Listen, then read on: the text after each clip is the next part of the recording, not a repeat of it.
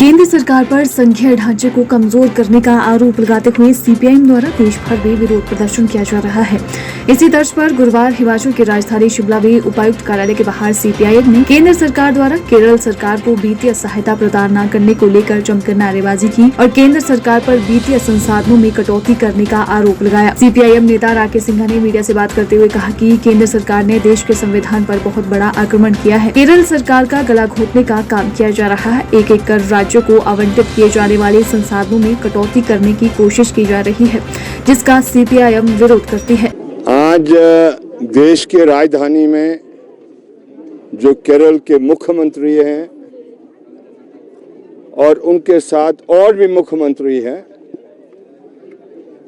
अरविंद केजरीवाल के बारे में तो मुझे मालूम है, फारूक अब्दुल्ला जो पुराने मुख्यमंत्री रहे हैं जम्मू कश्मीर के, वो धरने पर बैठे हैं। और इसका कारण क्या है? इसका कारण है कि देश के अंदर जो भारतीय जनता पार्टी संचालित केंद्र सरकार है, जो अपनी ताकत आरएसएस के द्वारा लेती है, उसने एक बहुत बड़ा आक्रमण देश के संविधान पर किया है। और ये जो लाल झंडा है, हमारी पार्टी है, वाम धारा है और देश की बहुत से और अनेक धाराएं हैं, वो आमदा हैं, वो डिटरमिन्ड है कि देश के संविधान पर आक्रमण नहीं होने देंगे। हमारे संविधान में जो पहला आर्टिकल दिया है वो यही कहता है कि India that is Bharat is a union of states. तो ये एक संघीय ढांचा है और इस संघीय ढांचे पर चारों तरफ से आक्रमण किया जा रहा है। आप जानते हैं, एक मुख्यमंत्री जो झारखंड के हैं, आज उनको जेल में डाल दिया गया है।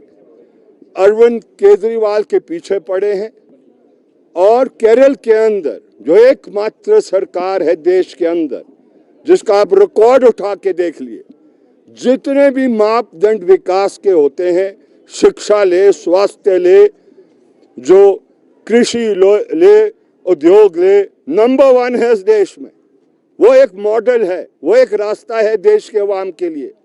लेकिन केरल की सरकार का गला घोंटने का प्रयत्न किया जा रहा है, जिसका विरोध आज यहाँ पर भी किया जा रहा है, दिल्ली में भी किया जा रहा है और देश की अलग अलग राजधानियों में भी ये विरोध किया जा रहा है। मसला क्या है? मसला ये है कि जो केरल सरकार के अधिकार बनते हैं, जो उसके अंदर जिसको डेवल्यूशन फंड्स का केंद्र सरकार से मिलना है, जो उसके अलग अलग जो जीएसटी का प्रश्न है और बहुत से ऑपरेशन है, एक एक कर भारत सरकार वापस ले रहे हैं।